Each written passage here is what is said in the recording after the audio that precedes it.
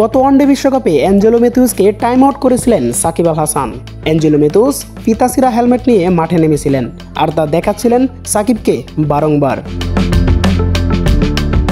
কিন্তু নাসুরবান্দা সাকিব আল হাসান তিনি তার সিদ্ধান্তে অটল ছিলেন। তাই তো টাইম আউট হয়েছিলেন অ্যাঞ্জেলো ম্যাথিউস, আর বাংলাদেশ চ্যাম্পিয়ন ট্রফি খেলার সামর্থ্য অর্জন করেছিলেন সেই ম্যাচ দিয়েই।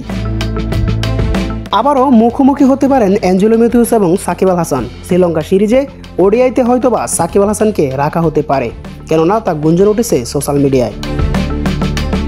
দেশের রাজনীতির প্রেক্ষাপট পরিবর্তনের পরপরই সাকিব আল হাসান তিনি দেশে ফিরতে পারছিলেন না।